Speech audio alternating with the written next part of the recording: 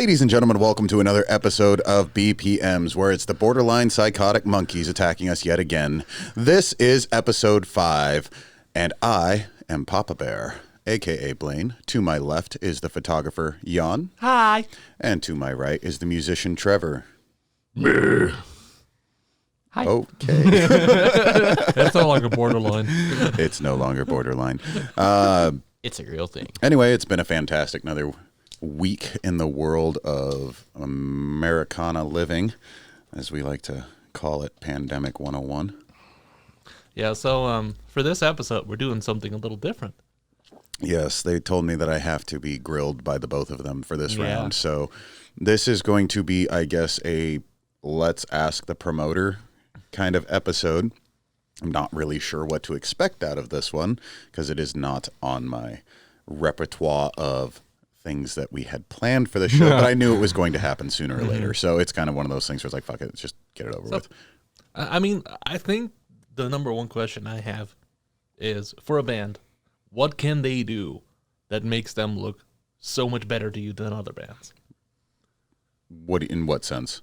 When it comes Are we talking about their music? Are we talking about their professionalism, their business manner? It's basically the whole of it, but what can a band do to be more likely to be booked by a promoter? Well, I mean, the first thing you want to do is kind of sit down and actually analyze like what it is that you're going for. If you're trying to get onto a big bill, you've got to show me the professionalism. If you're just an artist who's just up and coming, the best thing you can do is try to get me some kind of audio. I know that a lot of starting bands can't afford to go out and make the CD or an EP or anything like that because they're just starting out, and that's fine. I get that. But got to give me some kind of audio.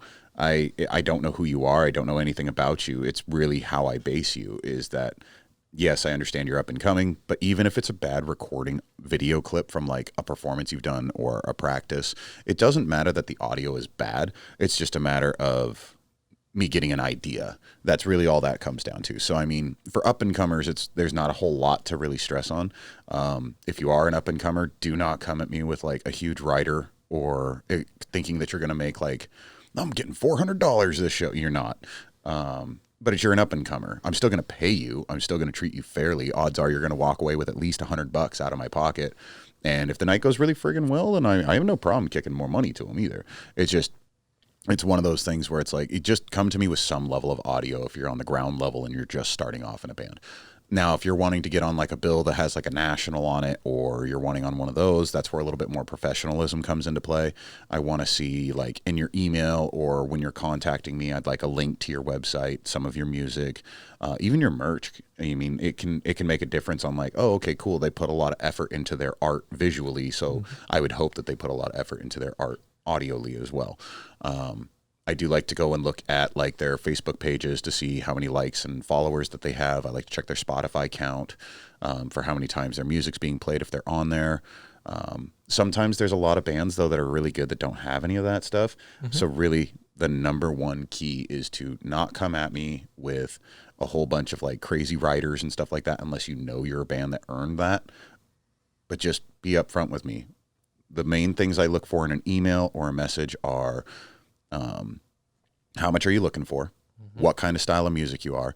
Some kind of audio link, whether it's YouTube or, you know, your Bandcamp or whatever, Spotify, I don't care. You're choosing. Yeah, just some kind of an audio file. Right. And then really that's about it. I mean, just have a conversation with me and we'll go back and forth on it. I'm not really like a lot of other promoters, and I can state that right out the gate because I'm not a promoter who's in it for the money. I'm just a promoter who's in it to just keep the scene of music alive. So it's not really a money aspect that I look for when doing, you know, like on my end of can I make hundreds and hundreds of dollars off you? It's more like, okay, can I at least make enough off of you to cover the expenses of the door so that way we can make sure that you're taken care of and I'm not losing. Fair. So, and I think that's a pretty solid start. My next question is, what can a band do on the day of a show to make sure they'll get booked by you again, or that you would even recommend them to other promoters? If the show starts at 9 o'clock, your ass better be there by 7. That really bothers me a lot, that a lot of bands will show up and it's like, oh yeah, we're on the bill and I'm going to show up at 9:30 So that way I don't have to play first. And I don't usually set up the lineup like the night of. I usually have the lineup set up and I send it to all the bands so that if there is a time conflict in that, I've had people that are touring bands and they're just like, hey man, we would really like to not go last, even though we're, the main act on the bill. Yeah. We would like to go second or third if it's a 4-band lineup, just so that way we have time to tear down our gear and have everything ready. So when the show's over, we get paid, we get back on the road because we've got another 6-hour drive to our next destination, and we travel at night because we're up at night and then we sleep during the day. That's like the first thing I ask too. What time is load-in? And on top of what time is load-in, what time do you want us there? Right. Because those are two different things. Like, if the promoter wants you to be there early, be there early. Even if load-in's at 7 and he's like, yeah, show up at 5. Yeah, I'm going to show up at 5 every time. Yeah. And there's nothing wrong with that. I mean, that's one of the big things of professionalism I look for is it's like, are you showing up at when load-in time is, or are you a little early? It's cool to be early. I mean, what we do is at an establishment that's open all day. So, I mean, it's not like you can't come in, have a few drinks, scope the place out, grab a bite to eat, whatever. That's big to me, too. Like, if I'm playing in a place I've never been before, working with a promoter I've never worked with before, I always like to show up early just in case. No, and it makes sense because you want to get a layout of what you're going to be working with. And I got to say, like, I know for a fact that the bar staff at places like that also appreciates it. When you come in there and you just have a drink, you show your face, because it means, if your show doesn't pan out, at least they got a customer out of it. Yeah. Well, if nothing else, too, it also, even not just from a customer perspective, it's one of those things as well where it's like, we do offer bar tabs for the artists that come through at our spot. And it's one of those things where... Not for you anymore, Trevor. We know. Prior episode, you'd have to go watch. I believe it was episode 2. But the thing is that it's one of those things like you come in and the bar staff recognizes your face. I will let them know like, hey, this band is... such and such, and they're like, oh, okay, cool, and they can start putting the faces to your rider of like, okay, cool, we need to get these guys food, we need to get these guys this much in bar tab, so forth and whatnot. So that helps them on the staff side as well, because if you're showing up when there's already like 70 other people in the building, they're going to start losing track of who's who. Once they've established a face, though, most bar staff is pretty good at picking up on that and knowing who is who and what is what. Right. But yeah, as far as like load-in times, I'll usually tell bands that it's like the show starts at 9. I'm usually there at about 5. Load-in is usually 6. And the reason why I say that is that gives me a chance to make sure that all my gear is set up. I have had bands show up earlier and just get their stuff out of the car and like out. So that way they can start setting up when I'm done. But I do make it very clear you are not allowed to set up until I am done with what I'm doing, because I'm not going to trip over other people's gear and stuff like that, trying to make sure everything PA, your soundboard. Right. And I need to make sure to double check cables, make sure everything's working right. If there is something I need to change, I need to easily access it, fix it, and get it done. So that's a part of the etiquette from it as well, as like if I tell you to do something, you need to wait until I'm done doing what I'm doing. Or heck, I've even had bands offer to like, hey, what can we help you with? Yeah. And that's cool too. But if you can't show up at a decent time, like I get it. If you've contacted me ahead of time and, hey, we had road issues or a tire blew out, set us back a couple hours, cool, I get it. You kept me informed. I don't like it when you show up at 9:30, 10 o'clock, and then it's like, yeah, we had road troubles. Why didn't you tell me? Yeah. Because I would have reestablished how I had things lined up. I can fix things. I can change things. And for the most part, too, I'm going to make you regret showing up late, because I'm going to change your time slot. You're going to deal with whatever I give you. And if you don't like it, that's just the end of it. Because that was actually my next question. Well, my actual question was, what about bands that do not communicate with you? They did really good in the beginning. Like they sent you their EPK. The emails went great. You booked them. Everything was solid. And then they just ghost until the day of the show. I actually, how far out are we talking? Let's say how long 5 have they been days. ghosting me? 5 days. 5 6 days isn't that bad. I've had bands that have ghosted me for weeks on end. And But then the they show's still booked. the show's still booked. And Yeah. I'm like, okay. I actually made that a new rule in my emails that it's like, when I start sending them out, I'll tell them 3 days prior to the show, I will be making contact with you again if there are any changes I need to know. And at that point, that is like the sealer deal. So it's like, once it's 3 days there, I don't have time to be pulling last minute bands and hoping that it works out. I need to know that they're going to be there. Everything's still on schedule. They're still rolling. Everything's happy. And then I just remind them to let me know if something changes while you are on the road. Yeah. If it does, give me as much advance as possible and we're good. And it happens. I mean, bad weather, blowouts, engines die, the vehicles, it's not an uncommon thing. Heck, I've had ones where it's like the band the night before literally had their trailer stolen and all their gear was gone. What are they going to do? Nothing. Nothing. There's absolutely nothing they can do about it. But I remember a night where you sent me to help pick up a band's stuff because their trailer got hit. yeah, I think on that their was, way to the venue. I think that was Zahn, actually. I believe it was too. Mm-hmm.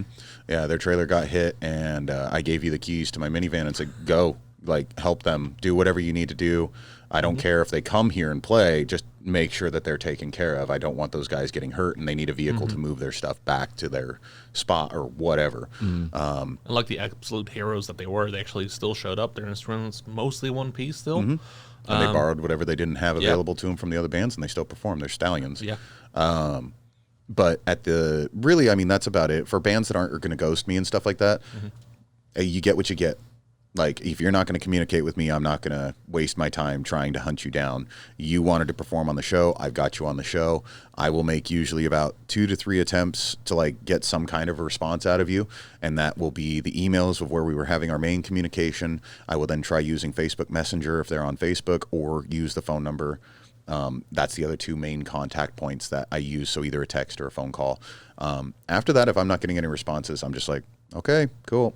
And then when the 3-day point comes, if they still haven't responded to me, it's just like, okay, I'm gonna find someone else to fill the bill. Yeah. If they show up, they show up. But I mean, in all They're reality, getting what they get when Right. they show up because they ghosted you. right? I'm not gonna sit there and hope and pray for.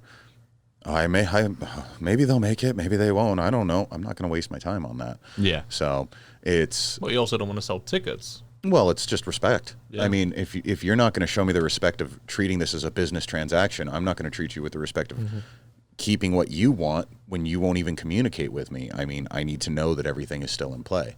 And that's fine. I mean, it happens very rarely. Most bands are really on top of that stuff. Really, it's just showing up late when load-in's at 6 and you're showing up at 9:30 and the show's already started. Now you've got to bring all your gear in through a crowd that's trying to have fun, and you're moving them out of the way so that way you can bring your gear in and set your merch up. It's like, I don't have tolerance for that, because it's like, come on, you've known, I don't book shows less than 4 weeks out. So, Yeah. I mean, come It's a on, good time you've got frame. about a month to figure out what you need to do and how to get there and do it right. So my next question would be, for instance, you just get a random email and it's just an EPK, nothing else with it. They just send you their EPK. What do you respond with? If I like it, sounds good. Yeah, like my thought is like, oh, we're just gonna send this promoter our EPK. Maybe he'll give us a booking offer. Do you like it better when they like, hey, here's our EPK. I'm not necessarily looking for a booking offer, but just check us out. Or, hey, this is our EPK. We're looking for a booking offer. Which would you prefer to get? Well, don't just send me your EPK with no writing in it. Yeah. I'm just going to get it and Look at probably it. think it's spam because there's no writing with it, and I'm not going to listen to it. But See, if it that- says, that happens hey, to me check this all the out, time. and I'll listen to it and be like, yeah, sounds good. I mean, I'm just going to respond back with, yeah, sounds good. Or, yeah, I really like it. And then they might continue the conversation, and if not, it's whatever. If you're going to email me or message me looking for a show, like I said, I want to know really 4 main bullet points. 1, who you are, where you're from. Are you on a tour, or is this one-off? Okay. 2 is I want to know, what are you looking for expense-wise? So, like, what am I going to have to pay you? Be upfront. Yeah. I don't want to sit there and go through 3 emails before it finally gets to, how much are you asking to perform? Just tell me what you need. Yeah. I don't have a problem with knowing that up the gate. And there is no promoter out there that I know who wants to deal with going through 3 to 4 emails before we get to that point. It should be in the first email.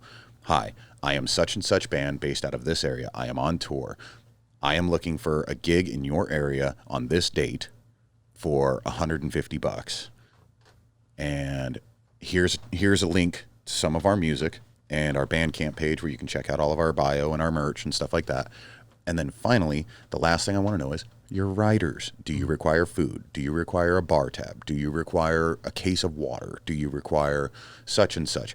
And it blows me away that so many bands wait until all of the agreement is done, and then they're like, oh, and we need these riders.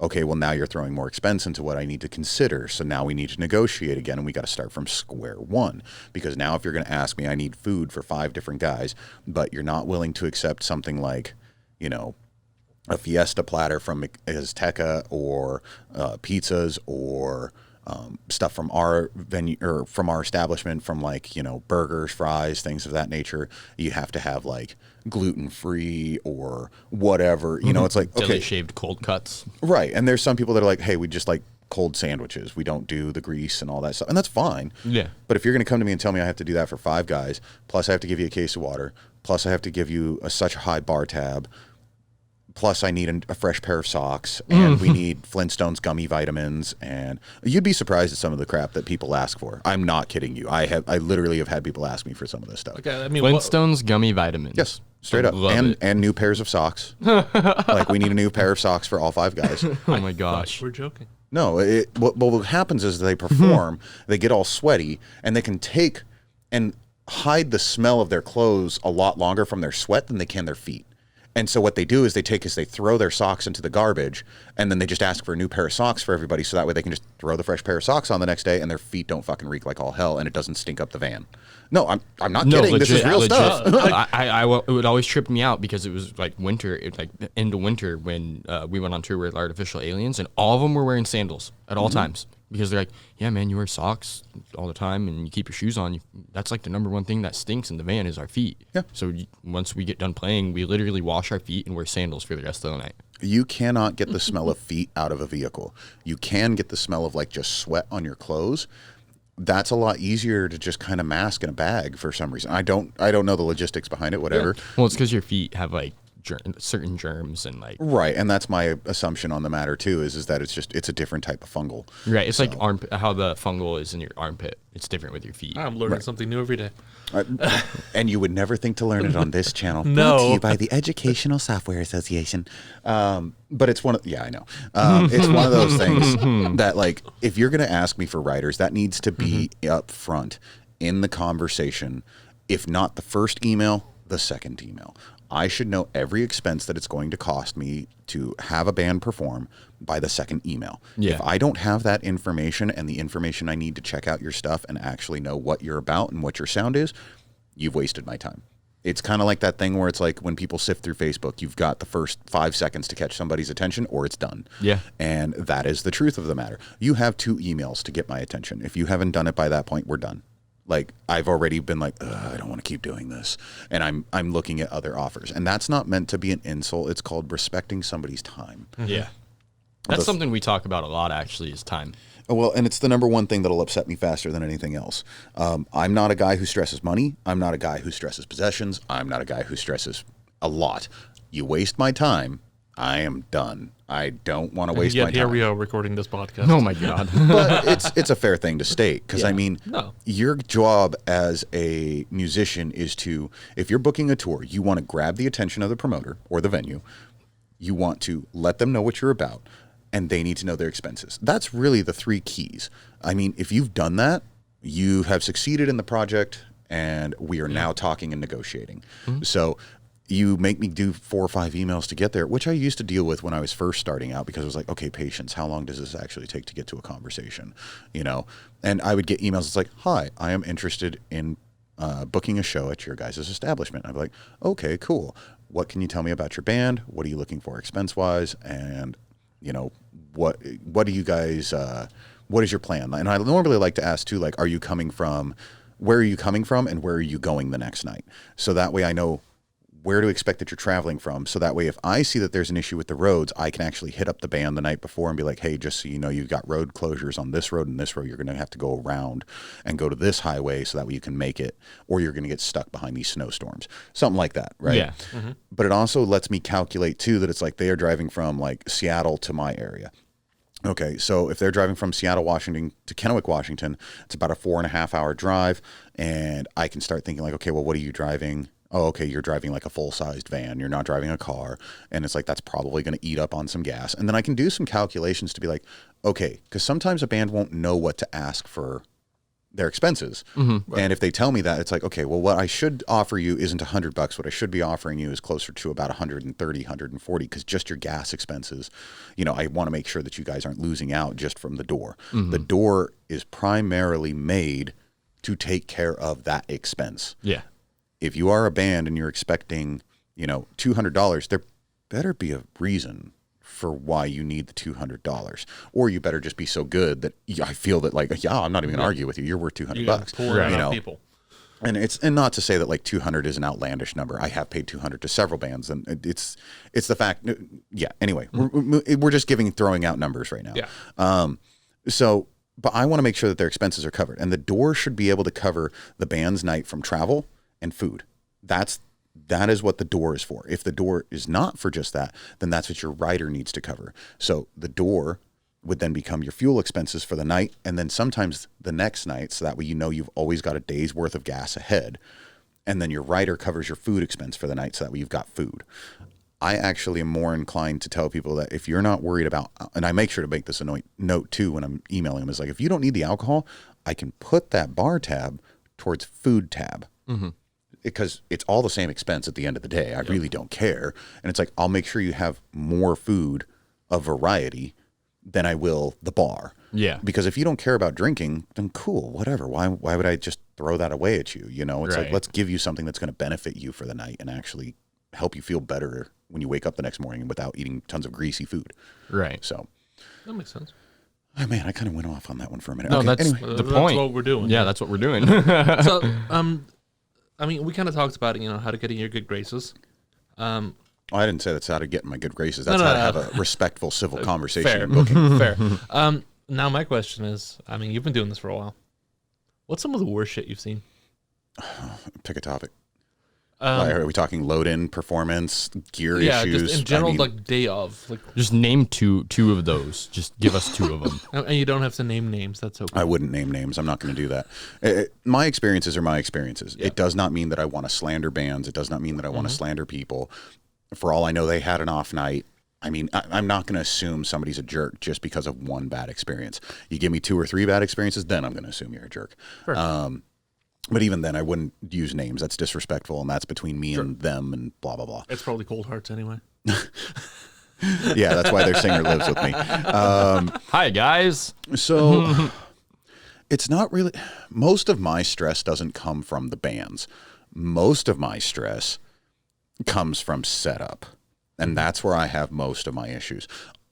You know what? I should backtrack for a second. There is one thing that I forgot to bring up. Once in the emails, and this is going to tie into this here in a second, once the emails are done on the negotiation side of things, we have a contract, we're good, I'm booking your band, so forth and whatnot. My next email to that band is going to be, what is your input list? I am blown away at how many people don't know what that means, and that's fine. Maybe it's a term they haven't heard, but I need your input list. That means, how many guitars do you have? How many... what kind of drum set do you have? Does it have 2 kicks? Does it have 5 toms? I need to know what I'm looking at. You know, do you have a bass player? Do you have 5 vocalists? Do you have 1 vocalist? Do you have a synth player? Do you have backtracks? All of these things matter. Do you have in-ear monitors? All of these things matter. Yeah. Because at the end of the day, if you show up at my establishment and you're like, oh, we only have 5 inputs. Okay, cool. I have your 5 inputs ready to go. But then I find out, oh yeah, but we also have this and this and this, and we need our in-ear monitors, and we have the backtracks. And it's like, you should have told me all that. I did not lay out for all of that. I have the stuff to do it, but now I'm hustling to try to get that all lined out. So that way the show goes smooth, you guys can do your performance, blah, blah, blah, so forth and whatnot. So that's most of where my stress comes from, is that a lot of bands really do not give me their full input list. And then they get there and it's like, yeah, I have this laptop, but the laptop is kind of finicky and it doesn't work from this input. So I'm going to need this adapter so that I can run it into your DI. So that way we can get it to run through the soundboard. And I'm just looking at them and I'm just like, okay, where's the adapters? Yeah. It's just like, do you have that? And they're no. That's something and I'm big. Like, what do you want me to do about it? And then they've gotten upset with me and it's like, you never gave me this info. Had you given me this info, I would have said, okay, bring your adapter. Or I would have said, if I need to supply it, that's fine. I will go buy the adapter, but then I'm taking it out of your fee and I'm going to give you the adapter so you have it for the rest of your tour. It's not something I need. It's something you need. Yep. And I have tons of adapters. I have tons of input channels. I have tons of high-end equipment that I can plug most things into. If I don't have what you need, odds are you should know that that's an oddball item And have one. At all times. And that's really where a lot of my stress comes from. It's not the fact that the bands are bad people. It's just they get upset because then they can't perform the way they want to because they don't realize, hey, not everybody's going to have that stuff. And, the worst part is that they might be getting a lecture from me about it at that show. And I'm going to be polite about it. I'm not going to be like, God damn it, you fucking idiot. It's going to be like, hey, man, if you don't have that input, why do you expect anybody else to have it? Yeah. And then they're going to go on the rest of their tour and they're going to find out. They don't have it. They don't have it. They don't have it. They don't have it. I just happen to be the one who's willing to voice it loud enough right out the gate that it's like, hey, you need to figure that out now. Yeah. So when I'm working with new promoters from like a band standpoint, not you because you know my band so well and you know what we really need and what we really don't need. When I work with a new promoter or a new booking agent or a new venue, we have a stage plot input list, what our heads are, how many ohms it runs, what cable connector it takes. Like we have all of that in a book, and I've given it out so many times to so many promoters and sound guys, and they just look at me like, oh my God, you are the fucking best thing on earth, because nobody does that anymore. No, because it really makes a huge difference for our job. It makes our lives so much easier. If you, especially like what you said, the stage plot, knowing how you guys are going to set up, fantastic. Especially if like what we were talking about in the last. Like getting 2D. a proper lighting setup on the drummer is so much easier when I know where the rest of your guys are going to be. Exactly. Yeah. What we do is it's literally just a square on a piece of paper. It's got a box. It says bass. A box that says guitar. We draw a little mic, vocals, and then we have the drum set in the back. We put a monitor there just so that way they know we want a drum monitor, even though that's a staple and standard. But we do that on purpose because So where do you put the goat? In the van. Okay. But some sound guys, they just really don't care, and they're not going to put a wedge back there if you don't ask for it because it's extra work for them, and they've already had a shitty night because the first 3 opener bands turned their amps up all the way or whatever the hell and give them the bad night. So you hand the sound guy the stage plot, I kid you not, it changes their day. Oh, yeah. It can Night and day literally- difference. And you don't need to wait until before you go up on stage. You need to hand that to them when you get there. And I you meet usually the sound send that guy. in my booking request. Right, and it's a good thing to email. And like I said, if I have the input list email that I've sent out to the band, I usually will put with stage plot if possible. Yeah. But most bands don't have a stage plot; they just have an input list. Yeah, that was something I is a learned good at a start. very young age from rock and roll camp. Stage plot. Number one thing to make or break a sound guy's day. Yep, and it's really one of those things where it's just like that's the biggest thing I could ask for. And like I said too, if they have a stage plot for the sound guy, like you were saying, it's so much easier for you to set up your lights. Plus, like they're going to bring, if they're doing a proper stage plot and they have like their own lights that they do for flare on the stage, you know where they're going to be at. You know what you're going to be dodging as a photographer and what you need to work with. And that just goes on to such a high level of professionalism of showing me that it's like, you understand that there's a way to streamline this and a way to make this a giant cluster for the night. And I don't want to fight the cluster if I don't have to. Like I said, I don't really do that with you because you know us so No, well, I know your and band. you know what we're coming in with and what we're going out with. But if I've never worked with a sound guy before, or I don't know what's going on, I like to go up to the sound guy, introduce myself, be like, "Hey, man, I'm the vocalist of Cold Hearts. We've got 2 guitars. I got a stage plot if you want it, an input list if you want it." And usually they just sit and talk with you about it instead of looking at that. They take the stage plot, but I'm like, "We got a Kemper running DI. We've got a Sans amp that we DI our bass out of in the rack. 1 bass drum." Snare if you want to do some overheads if it needs it, and I just try to chat with the sound guy as much as possible because he's already having a terrible night. He's got 6 bands to do sound for, 6 drum sets to mic up and unmic, 6 to 12 amps to go through in a night. I won't usually do 6 bands, but My point is he's already got a hard enough night because he's working with all these different bands and all these different requirements. If you can even just write out a simple little list on a piece of paper, hand it to him, Make his day. It'll make his fucking day. And the thing with me too is that I am the sound guy on occasion. So now I'm the promoter and the sound guy, and it really goes a long way. Yeah, just that little tip right there. Take that one and run with it. Stage plot and an input list. Yeah. That's the only thing you get from this. It's a good one to get. Yeah. No, that's really a top one. So like for my number 1 frustration, that's it. That's my number 1 frustration. My number 2 frustration is bands not understanding how to communicate with me and only knowing how to bitch at me. So things happen. I cannot control every element of every little thing that happens at a show. But you can't? No. Why not? And the fact that people even see me on the floor all night is usually a miraculous thing to them, because most promoters won't even give 2 seconds of their time at the event. They'll just chill somewhere and you don't even know who they are. Yep. And they're just a guy drinking in a corner until he shows up and it's like, oh, here, kid, here's your $20. Yep. And then they disappear into the shadows again.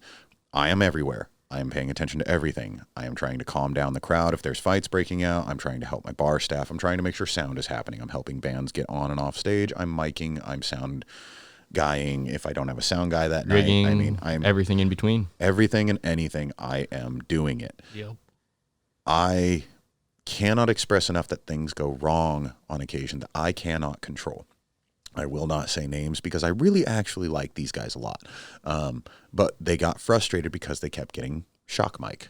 And shock mic is when if you play an instrument and you're on a microphone, every time you get up close on the microphone, it zaps you like you just got static shocked really bad. And it's a really big deal. It's not something I like people to have to experience. The only way to solve that problem is to kill all power and to go through every one of my cords, because it's any power source that's going in that is connected to the sound. It has to have a ground plug. If one of those ground plugs got bent, snapped off, something happened to it, or Even a ground just is not solder properly came loose a right, little. a solder came loose a little. I cannot explain to you how hard it is to figure that out on the fly. It's not happening. So now we have two choices: either stand the fuck back and yell louder, and I'll turn up your gain, or you get zapped. Like, I really don't know what else to do at that point, because I have to stop the entire show at that point to make it happen. When people keep saying like, I'm getting zapped, rock, fuck, you know, it's just like, yeah, I get it. It fucking sucks, dude. I told you what's happening. I'm sorry. You don't understand that it's like, I am already sweating bullets. I'm already stressed out over that. I actually have high anxiety, and most people don't know that about me, is that once you get my ticker going, it takes forever for me to come back down. And how you can tell the difference between a good Papa Bear show and a bad Papa Bear show: Papa Bear's not talking or Papa Bear's talking. If I did not talk between sets, there's a problem. Yeah. And I am stressing, you need to leave me alone. If I am talking in between sets and doing my hosting thing like I always do, cool, everything's happy, hunky-dory. It was a small little thing. I fixed it. It's done. Whatever. But, you know, things happen. People get drunk. They bump into things. It's a thing. There's drunks that are going to come up to you as a musician, and they're going to be like, oh, I fucking love you, bro. And they're going to want to touch you and get photos with you and be all up on you and be like, yeah, we're homies. That's some nice sweat you got going on Yeah, there. let me lick it. And they're drunk, and they will... They will. Why do you have What's to call so me out funny like is that? that's not a fake experience. That is a No. real thing I've watched people do. It's like, oh, and they lick them, and they're like, what the fuck? And they shove the dude, and it's like, dude, the guy is drunk. He is drunk. He is drunk. I understand that. You are a musician. If you've never seen a drunk before, I'm sorry. What are you doing in this profession? But the guy was giving you kudos. He was trying to be playful with you in the drunk, idiotic way. You have to build a thick skin. You really do. As a musician. It took me a little bit. Like, dude's like, oh man, you need to look like you need a beer. No, I just had 4, but I'm good. Maybe if you want to grab me one. No, man, I'm gonna get you a beer. So what I tell bands at that point is let them grab you the beer, And then just not drink just it. hold on to it while he's talking to you. Maybe fake sip it, whatever. And then as soon as he goes away, just put it somewhere, put it away. Yeah, You know? give it to one of your other bandmates who will actually drink it. You or don't something. have to be forced into That's that happened to stuff. me on so many different occasions where it's like, oh man, I'm gonna get you a pitcher of beer, and I'm like, I'll vomit, but yeah, bring me the pitcher of beer. Another thing I will suggest to bands too, if you're having issues with people giving you drinks all the time and you don't want it, always have an empty beer bottle on hand and just don't let it out of your hand. So even if the bar staff's like, oh, hey, are you still sipping that? It's like, yeah, I'm good.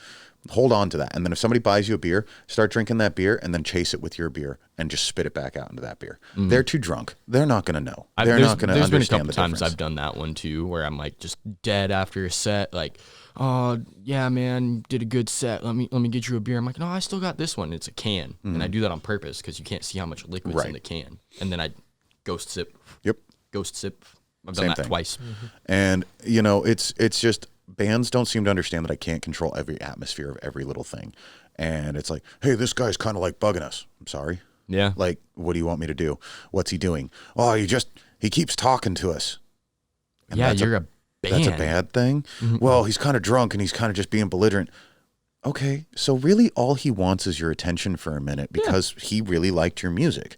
I'm not trying to push the problem off on you. It's the fact that show him a little love. He's drunk. He's at your table. Did he buy any merch? Yeah, he bought like 3 shirts. Then you should love this dude. Yeah, you shouldn't be complaining about him. Right. He just fed you $60. Right. You know, he just like made your fucking next 2 expenses that you're going to have to pay for food, you know? I mean, depending on how you're eating. Admittedly, like I can see how that gets to a point where, you know, you need to not have that person in your immediate vicinity. And I know you will handle that. Right. But my biggest thing is it's like, if you can't handle a drunk every once in a while. Yeah. That's being the friendly drunk. I'm not talking the like he's messing up your merch table or he's being aggressively touchy or anything like that. I'm talking about the guy who just wants to talk with you. Yeah, he's a little drunk. You know what? In my band, we actually pick a guy. It's like, your turn. And they have to be the guy that has to talk with them for a while. And then you know what? They get out of it by saying, hey, man, I got to go take a piss, but I was so glad that I got to chat with you. You have a fantastic night, and thank you for coming out tonight. And we treat it with respect, and then give the guy 10 minutes of your life. Come on. Who cares? One member can pull that off. Really? Then go say you politely have to go take a piss. It's done. Yeah. And then if the guy comes back again, you can choose to either talk to him and be like, hey, man, I got to start tearing down my gear, or I got to take care of this. There's a way to be polite with your drunk crowd. Now, if it's the touchy-feely guy, or if it's the I'm messing up your merch booth by stumbling and falling into it, and I'm going to address that guy. But somebody who is just being friendly, a friendly drunk, I'm not going to go out of my way to make a huge deal out of. You as a musician need to learn how to communicate with your fans and how to work with that. Now, when it gets violent, when it gets out of hand, when it gets, he just licked the side of my fucking face, I'm going to pull that person aside and say, you need to chill out. This is your one and only warning. And then I'm going to look at them and I'm going to snap in their face. And I'm going to do like a little bit of this just to see if they're following me with their eyes or if they're just completely gone. If they're completely gone, I'm going to be like, hey, man, how about I get you a cab? Right. They can't be in that establishment at that point. Right. I need to take care of that patron at that point. Yeah. And at the end of the day, that's what people don't remember is that they're my patrons. You can be a musician that's performing at my spot. They are my patrons. I'm going to make sure that they are okay. I'm going to make sure that they're taken care of.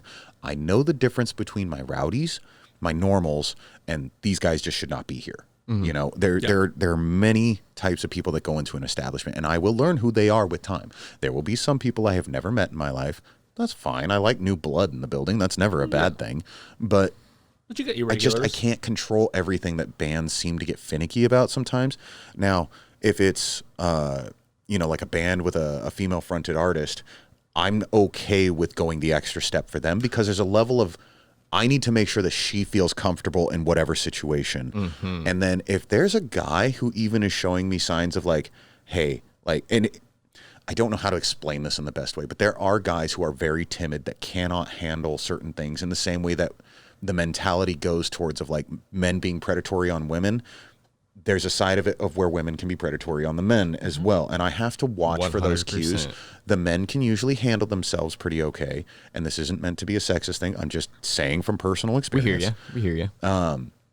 But for the women, I will put a little bit of extra precautionary in play with that stuff. If they tell me something's disturbing them, it's not, hey, he's just a friendly drunk. Let me talk to him. And I'll pull them aside and I will speak with them.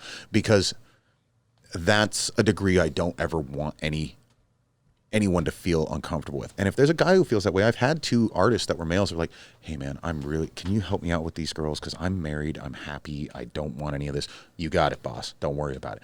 Go over there, address it, deal with it, move on. You know, but communication's a big thing. Just realize that I can't fix every problem. There are some little things as an artist you kind of have to grow a thick skin about. So I have something to add to the friendly drunk who's not destroying your shit, who's not being belligerent. Who knows, like, for instance, let's say random band, random dude. He goes to the show. He's one of your biggest fans. He connects with your lyrics. He feels your vibe, your ambience. He just had a little bit too much to drink, and now he's that over-friendly drunk. But he also happens to be your best fan. But since he's drunk, he can't convey that so well. And who knows whether that person's going through something or not, and they came to that show and accidentally had a little bit too much to drink, and now they don't know, you know? Like they're just being over friendly. They're like, oh dude, this guy's my favorite band. I just want to hang out. It's like just maybe like 10 minutes talk to him. This song means so much to me. Like, and then you take that the wrong way because he's drunk, and you're like, oh, this guy's just being a little bit overbearing. But who knows if maybe that 10 minutes right there that over-friendly drunk wanted was what was going to save his life because he went to the show to see you and you're his favorite band. I've had that happen, and I've been that guy. I went to a show, Your Hands Right History, love those guys. Their music means so much to me. Had just a little bit too much to drink, was being a little bit over-friendly, and I got the, hey, man, I got to go tear down my gear and take a piss because I was just, like, trying to hang out too much or, right. Like, just being over-sentiment. But, no, and that's fine. I mean, and they understand that that's what's happening too at points. And there's a lot of artists that will go out of their way to make sure you get the 5-10 minutes of time that you're looking for. It's not a hard concept. People came to pay to see a show, and if they enjoy what you're doing, they want to see that, and they want to be able to be like, hey, it's a small venue. It's not a big amphitheater arena thing where I got to pay for VIP and stuff. We're just enjoying music and having a good time. But it's one of those things too where people need to realize that, like, it's a mix. I can't fix everything. Just try. That's all I'm asking. Don't cry to me about every little thing because I can't fix every little thing when I'm trying to deal with an actual situation where two people are about to knock each other out and this band still needs to get off stage, but for some reason their guitar cabs are not connecting into my soundboard for whatever reason, who knows. And then I've got my sound guy who's like, dude, what do you want me to do? Like, we can't get this to work. So he's trying to get me to answer questions and I'm still trying to break up the fight between the two guys. And you're coming to me and it's like, this drunk won't leave me alone. I've got so much on my plate. You guys need to realize that, like, give me a breather. And on that note, actually, my next question was going to be just kind of for an insight. We talked about, if the show starts at 9, be there at 6. On the day of a show, let's say a show that starts at 9, 4 bands. When do you start? When does your day end? My day normally starts. Okay, so right now at the moment, we've been having to do shows where I have to tear down the PA and set up every night, which is a major headache. But I'm hoping that that's going away soon. Because of that, usually at my home, I start at about 3:30 p.m., going through all of my gear, making sure I'm checking my lists, making sure that everything is in the boxes and ready to go, loaded up into my vehicle. I usually get down to the establishment down at about 5. I pull everything out. I lay out all of the equipment out of the boxes and make sure that all the PA is in place, monitors are in place, check my power sources, check my extension cables. Depending on whether I'm inside or outside, it's a different setup. But I will take and make sure to get everything set up and prepped. By that point, it's usually about 6 o'clock, 6:30 that I've got the PA set up. Usually the first bands are rolling through. If I'm lucky enough, it's the opener for the night, and then I can get their stuff on stage first, get that all established. So that way I can do a sound check with them because I really like to do a sound check earlier before than doing it at like 9 when people are walking through the door. Then I put on and see how many other bands are rolling through. Every time a band rolls through, I take a second, I stop, I go introduce myself, make sure that they're doing okay. Then at that point, after I've set up the first band, if they're there, I will usually sit down and I'll be like, okay, I need to go take care of the riders, so I'll go down and I'll pick up food for people, or if I have food that works for them in the house, I will start placing those orders and getting that ready to go, because most bands don't like to eat before they perform super, like right at the performance point. They like to eat a couple hours beforehand. And then usually making sure I'm checking with my staff, making sure everything's good on that end, making sure the bartenders are good, helping them out with whatever they need, whether it be ice or whatever to get ready for the night, making sure to test the lighting systems to make sure all of that's operating in correction. And then we do the show, obviously. We do all of that stuff. Usually the show gets over at around, I try to end my shows closer to 12:30.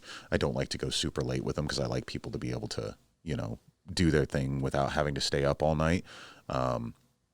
So I usually hope that my shows are done by 12. They do run till 1 on occasion, just because some nationals just like to go longer. So then by the time that that's done, that shuts down. It's usually, walking around, talking with the bands, making sure that they're doing good. Like, yeah, that was a great set. Checking out their merch booths, because I support all the bands that come through too. I usually make sure. He really does. Yep. I really make sure to at least buy one thing from every band. And I like to do that. Then that usually gives me enough time to let my bar staff kind of tally up the door towels and all that stuff. So then they come out to me and then they give me the envelope with what the expenses were for the night, what we made, blah, blah, blah. And then here's the money from the door. I'll usually go over to the bands at that point, grab one head from each band, sit down and discuss with them. I used to do it as a round table where I'd grab one from each band and we'd all talk at the same time. I got tired of doing that because it was too hard to get all of those people together at the same time, because loading gear, stuff forth and whatnot, selling merch, talking to fans, whatever. Yeah. So now I just grab one head, I sit down, I tell them like, hey, here's what we made for the night. And I actually tell them what the door made for the night. And they're like, okay, cool. And if it's enough to cover the expenses for each band, I just give them what was promised and then I move on for the night. If it's like, hey, we made an extra $300 more than what the expenses were, I will divvy up extra from that $300 and give it to them. That is one thing that a lot of promoters do not like about me is that because I'm not about the money, they think I do horrible business, and quite frankly, I think I do fantastic business because my whole goal of doing this is to take care of the artists, not to take care of myself. I am financially fine. I have a good job. I don't care. Now, would I love to get paid for this someday? Sure. Right now is not the time. I'm just here to just have fun with the music and let musicians do their thing. I'm happy to walk away with $50, which I normally turn around and put right into the merch tables for the bands.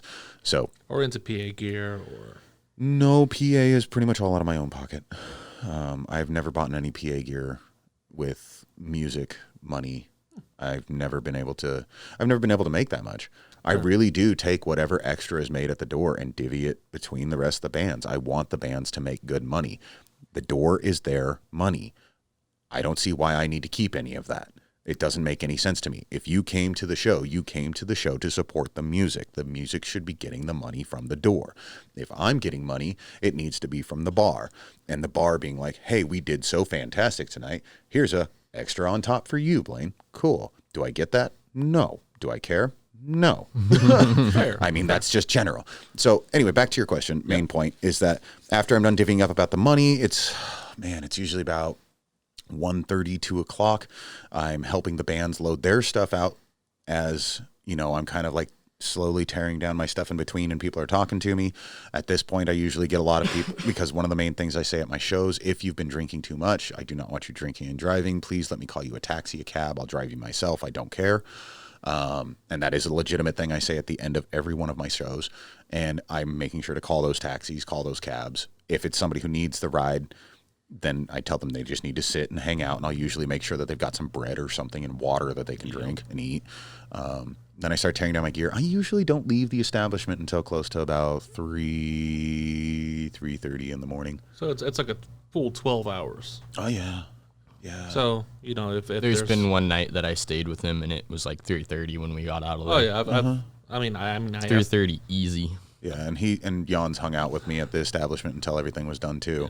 Yeah. I asked the question knowing the answer a little bit, but it's a full 12 hours. So, yeah, I mean, fair. if there's a full 12 hours of just basically labor that goes into it on your end, I can understand that maybe there's 3 or 4 minutes where something doesn't go maybe perfectly. Oh, yeah. Oh, yeah. And I think it's if you understand the scope of the work, especially because you're a one-man show. Pretty much, yeah. I used to have a sound crew with the Jakob and Nate, which God bless those two. They've been some of the greatest guys I've ever known in my life. And unfortunately, it didn't really. They're from Walla Walla. I'm from Tri-Cities. It's about an hour and 15-minute drive, hour drive. So, I mean, I get it. They can't be driving that every time. And even though I would love to have them back as sound guys, it's so hard to accomplish that. I was using Kennewick Man for a while, but then Kennewick Man got busy, and so I just kind of started doing it myself and just said, fuck it. I don't need to be paying somebody to do this. It's more expense that I don't have to worry about covering at the end of the night. I can put that towards the bands, and it just works out. If Jakob and Nate were ever to say, like, yeah, we want to do that again, you bet my ass I'd be all over it. Because I would gladly pay the expense for those guys. Those two they've taught me pretty much everything I know about setting up PAs, sound, all that stuff. They were my mentors as far as all that's concerned. Oh, that's fair. So, but no, like the point I'm trying to hammer home here, honestly, is just like you're a one-man show. You're putting in 12 hours for a show like this, and that's just on the day of. Yeah. Between listening to the music, talking coordinating emails, everything. Yeah. Setting there's up a lot event more time. pages, flyers, promotion. Flyers, I'm not very good at graphics design, so I usually have to pay somebody to do that. Yeah, Well, or my just point being hounds is my ass. that all goes into the scope of work that you do before the show. So that's all work. But I usually tell most people that when it's full prime season and shows are happening and I'm booking and I'm doing all this stuff, the average week I'm probably putting in somewhere between 15 to 20 hours just talking through emails, reaching out to bands, having communication, setting up art, flyer designs, blah, blah, blah, just trying to get shit promoted and done. Plus, setting up on the pages for like, hey, make sure to come out this night. Sometimes we'd make promotional videos.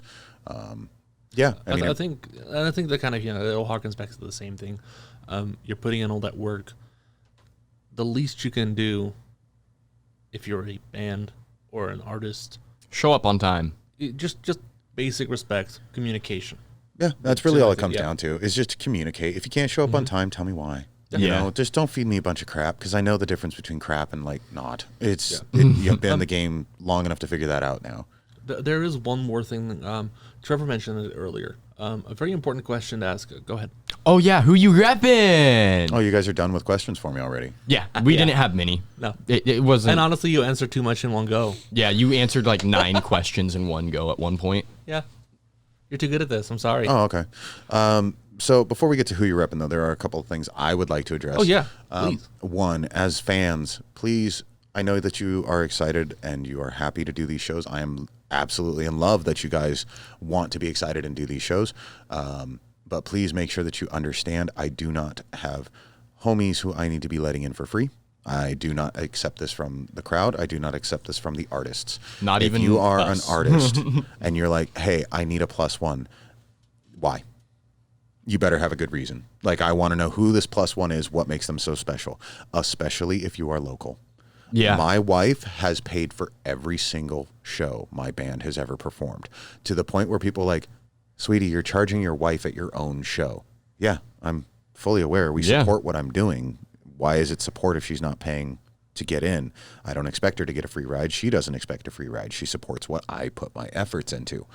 If my own wife can do that, what makes you so special? Now, I will make exceptions to the fact of like, hey, this is my wife or my girlfriend or whatever. She's taking photos of us tonight. Okay, fine. Just don't get in the way of the photographer that I'm paying for. Cool. Let's move forward. Hey, this is my wife, my girlfriend, or my spouse or whatever. I'm sorry. I'm not trying to like genderfy or anything.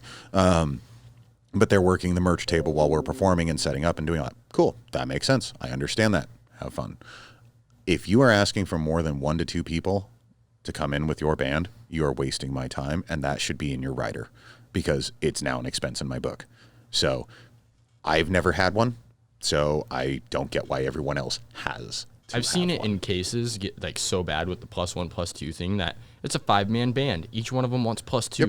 That's 2, 4, 6, 8, 10 people who are now in the venue that did not pay a ticket price, that are just there. And it's happened to us on tour too, where like if those 10 people would have paid, who knows? Maybe we would have paid the bill for one of the bands. Yeah, that would have actually maybe gotten us our guarantee instead of $0 for the night. And to make it better, they're all drinking on the bar tab too. Yep. Yeah. And that's another thing I do want to make clear. Your bar tab is for the band. It is not for your spouses. It is not for your extras. It is not for anyone else. It is for the band. And I have made it very clear to my staff that if you are bringing in a +1, the bar tab does not go to the +1. If they are not a legitimate band member, they do not get a drink off the bar tab, period. Now, if you take it and you walk it over, that's your own damn business. But I am not allowing like the wife to walk up and be like, oh, I need a margarita. Okay, this will be $8, whatever, and they'll be like, well, isn't it on the band tab? No, you're not in the band. Yeah, you're not a member of the band. Why? What? Why are we having this discussion? I mean, if she then picks up a mic and does some sick growls, That's what? actually, Get your margarita. What? I'll give her some cuts at that point. I might even pay for the drink at that point. But that's actually one of the reasons I stopped booking shows and stopped promoting in general, is because, no offense to any of my friends or anything, but if I've got, like, for instance, the last show I booked was So This Is Suffering. Don't use names. Well, bands that I had booked, and they're really great dudes, but all my friends wanted in for free, and they're confused on why I'm charging a door price. I'm like, well, I kind of have to pay these traveling, touring acts, right, and the venue cost money to rent. I don't own a PA at this time, so I was paying another really good friend of mine to borrow his. All that stuff cost money. Yep. So why am I going to let 200 people in for free? And that's the thing that I want people to understand too, is from a fan base, from a band base, from all around the world. It's just, Everything costs money to make these things happen, whether it be turning on the lights and running power for the night, all the way to paying for your staff, all the way for paying for a door guy that you don't normally have to have just to make sure that everybody's over 21 if it's an overage show, making sure the tickets are being dealt out, stamps are being put on people's hands, counting money. I've got to run and take care of, drinks. I've got to take care of food. I've got to take care of the sound equipment. And then I've got to make sure everybody's getting paid and that my patrons are happy. It's nothing about this is free. Nothing about this is easy. Don't abuse the system. Everybody wants to know why there's that stigma out there of like the bad promoters.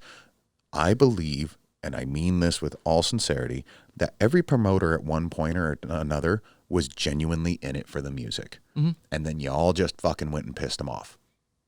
I'm staring at the camera now. Musician, fan, I don't care who you are. You probably pissed them off. And they probably got tired of being screwed so hard with people sneaking in friends, stealing drinks, drinking in the parking lot and getting them fined because you couldn't just pay the extra $3 for the beer in the building. Don't do that. It's just everything affects the promoter and the venue. And nobody likes to think about that. They just think like, oh, it's overpriced, or oh, this is stupid, or oh, I should be getting in for free because I know the band. Me. If you genuinely support music, you support the venue, you support the promoter, you support the bands, you support the music community, and that means the building. You cannot expect us to continue doing things and be happy about it and treat people with respect if no one's going to treat them with the same respect. I am a man of my word. I stand by my word. When people don't stand by their word, I suck it up and I deal with it because I know that I have to be the bigger person in that scenario. There has been many points where I've said, I'm done. I've told you, and I have told you that I don't want to do this anymore. I literally have almost folded in and thrown in the towel on multiple occasions because people do not respect me on the same level that I respect them. It's infuriating. And it's one of those things where it's like, I have enough good to overpower that bad. Thank God. I have seen way too many good promoters quit, become angry, bitter, stop the game altogether and just throw their towel up. And then everyone's like, well, now there's nowhere to book shows. Well, then maybe you shouldn't have been a douche waffle. Yeah, 100%. I mean, like you couldn't have nailed it better. That's literally why I stopped booking shows, is because I'd have 40 people hit me up and say, hey, can I get in for free? And then 5 people hit me up and say, hey, can I buy a ticket? Yeah, and it's infuriating when the promoter is doing it and their own mother is willing to buy a ticket to a show that she's not even going to just to try to support because she knows how much work you're putting into it. Yeah. Thanks, Mom. I do love you. That's awesome in and of That's itself. fantastic. When the 10 metalheads who were like, dude, you got to get this band. You got to get this band. Okay, sweet. I got this band.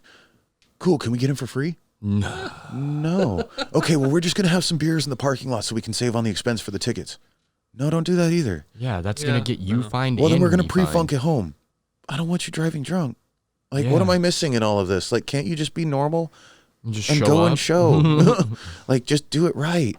And I'm not trying to be a jerk to everybody, but it really is the biggest frustration in the world. We just talked about how much time I put in on the night of a show. And then we talked about how much time I put in a week just trying to set stuff up and take care of all of the promotional stuff that goes into it. At the end of the day, if I'm having a show every weekend, that means that I'm putting in close to a 40-hour week. Yeah. Every week. Just doing that, making nothing to $50 at a show and being content with that, but still putting that money into the merch tables. And that's why a lot of promoters think I'm an idiot, is because I don't do it for the business. I do it for the love of the music and wanting to keep the scene alive. I don't have to do this. I have a full-time job. I'm a semi-fleet manager. I make good money. I don't have to care about this. Damn good semi-driver. And it's one of those things where I could leave today. I will be financially stable for whatever, because none of this, I'd stop spending money on this gear. I'd stop buying these microphones to try and do a podcast like this to try to keep community going through the pandemic. I'd quit buying PA gear. I'd quit buying lights. I'd quit buying microphones. I'd quit paying for everything. I don't have to pay for the merchandising. I don't have to pay for any of it. I'd be better off financially not doing this. And that is something that people need to realize. People who step into the promoter game, people who step into talent buying, whatever you want to call it, I don't care. I believe they all started at one point with a good intent.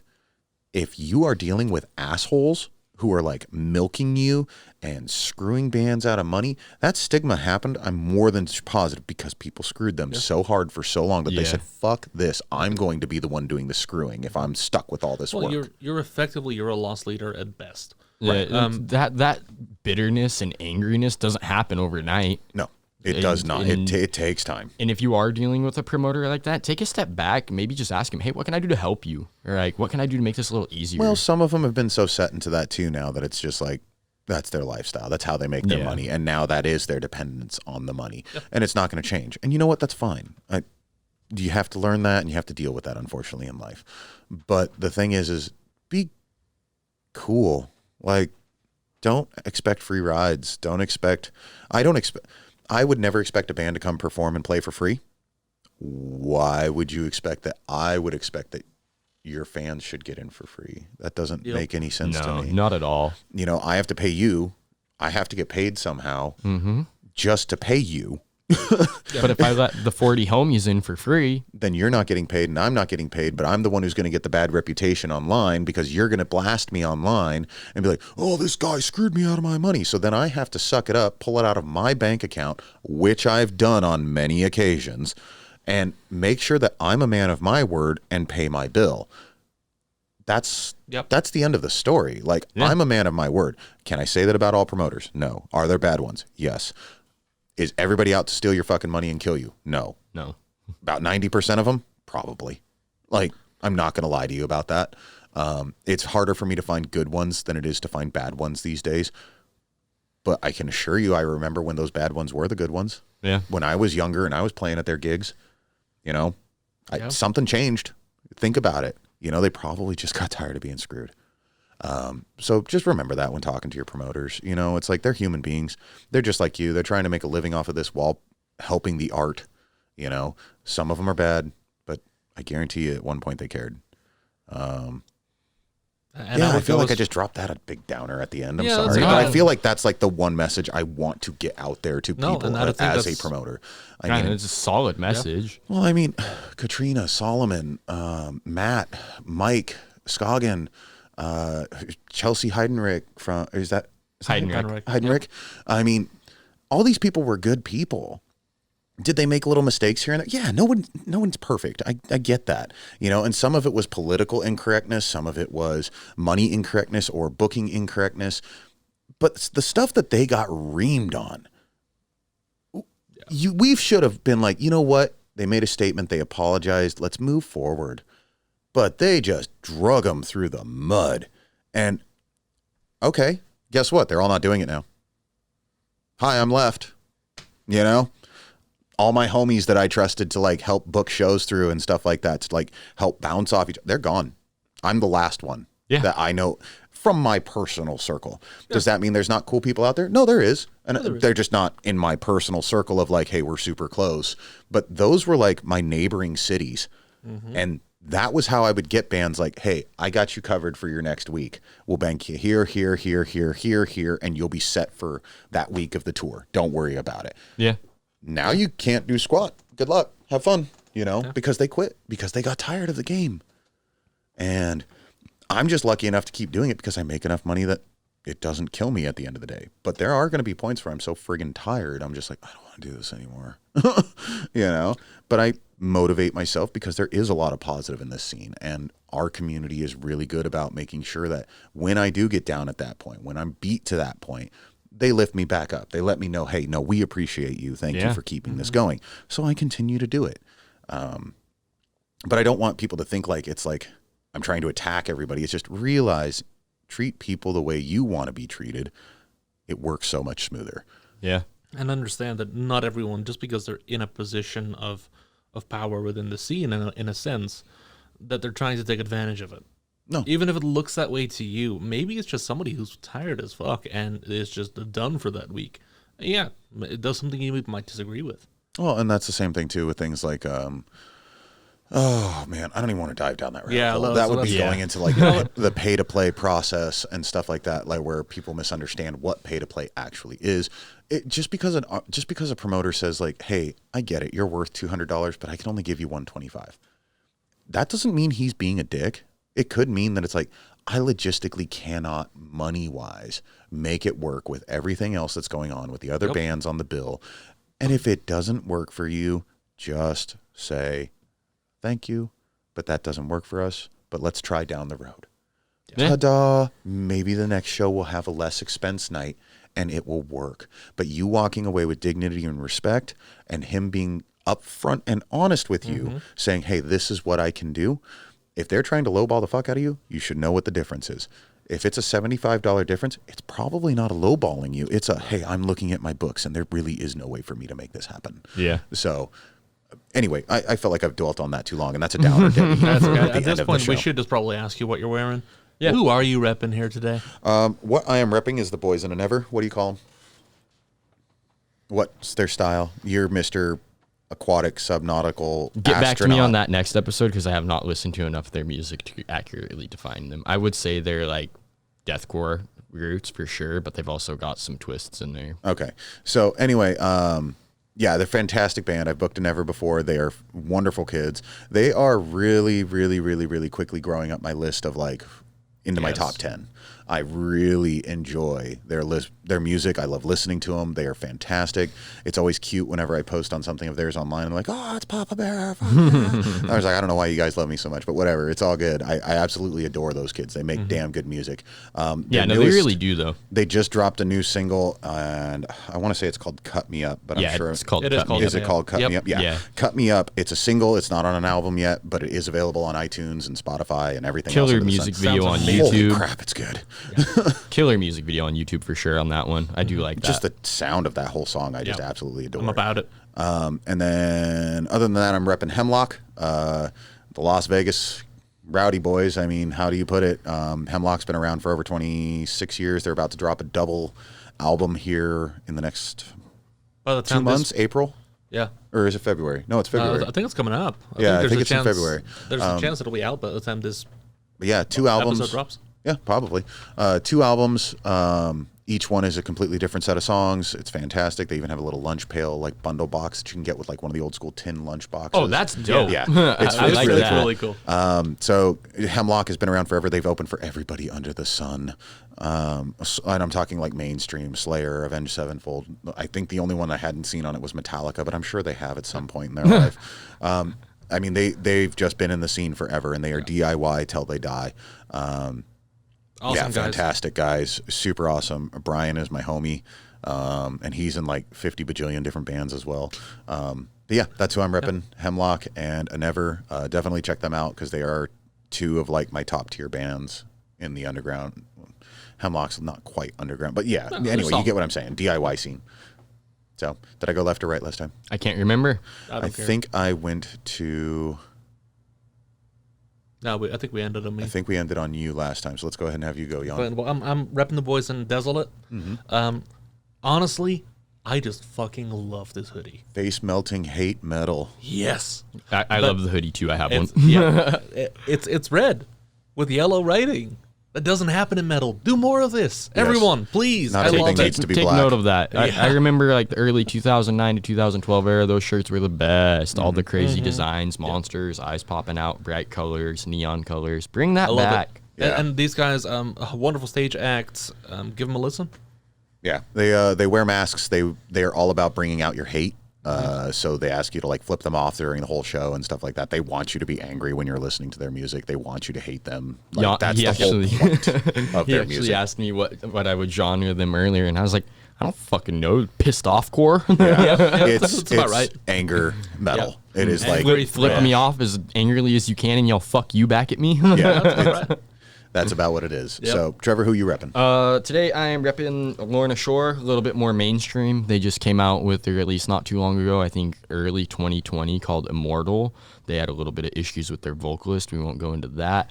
But aside from the issues with the vocalist is fucking amazing on that album. Some of the gnarliest noises I've heard on a blackened technical death metal core album in a while. They make today's black metal bands look a little bit weak on their production because they just do that. They take the blackened end of it, add the technical deathcore, and it's just like the best breakdowns, the best shit, and I love it. That's awesome. That's the soundbite we're using. I can't really say too much about Lorna Shore because I don't know much about them. I really haven't listened to anything really in the mainstream category in so long. This is going to get me canceled because he's canceled, but CJ McCreary is a freaking beast. Yeah. And aside from all the choices he makes in his personal life, that dude has friggin' vocals. Yeah. Like, just, how did you do that? Like, you sound like fucking something out of some nautical H.P. Lovecraft shit that when I imagine it. Like, some of it's just like snarls and just random noises, man. I tell you what, shivers still.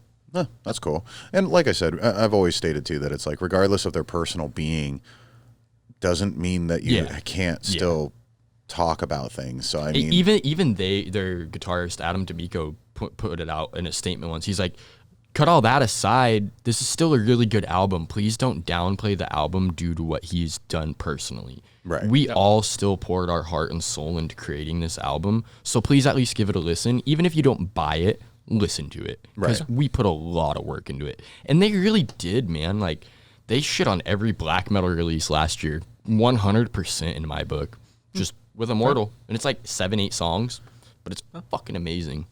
Nice. Cool. All right. Well, with that being said, I want to thank everybody again for checking out this episode of BPMs. This is episode 5. We are really happy that we got to sit down and chat with you again. Again, as always, we have had people reaching out to us, which is fantastic. So we will be actually talking with a couple of label owners. We will be talking with people who make music videos.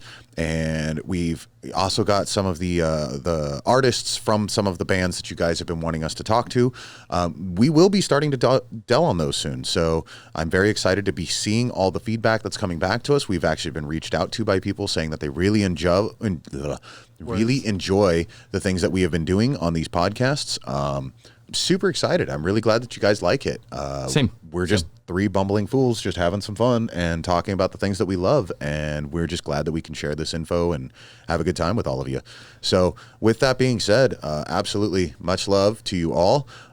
I can't thank you enough. Make sure that you check us out on YouTube and that you are liking and subscribing. Check us out on Facebook at Papa Bear and Associates. And then make sure if you have any emails that you want to send me, it sends to papabeargigs, GIGS, at hotmail.com. And just shoot us any questions that you might have, any topics you might want us to talk about, bands, people in the industry, anything and everything. I would like to get more info out there so that way more artists and more fans can get more info. I don't want it to always just be us just rambling to ramble. I think this was a pretty good informative episode talking about just like what the promoter aspect is. We learned about feet. Yeah, we did learn about the smell from feet. We learned, and I want people to learn. And, you know, if you're somebody who's listening to this and you think you can teach us something or you have a different perspective on something, don't be afraid to hit us up. Yeah. We might come back to the topic and just be like, hey, this guy has a completely different field of view on this aspect. As I said, I'm a promoter who does this without the care of money. Maybe we have a sit-down talk with somebody who's a promoter that does have to worry about the money, and it is their livelihood, and they have their own establishment that they own and have to pay for. You know what? That's a topic that needs to be had at some point. So if you think you can help on some of these topics, photography, videography, musicianship, any of it, hit us up. But anyway, with that, we're going to take off. Have a wonderful night. Thank you for watching episode 5, BPMs. We are out, and much love. Bye. Papa Bear and Associates does not take any responsibility for sexual complications while listening to this program. Side effects have been known to include sweating, extended and unexpected erections, perked nipples, butt clenching, inflammation of the testicles, and anal seepage. Furthermore, if you are experiencing any of these symptoms, you should make sure to send us your non-graphic pictures for our viewing pleasure. Thank you and much love.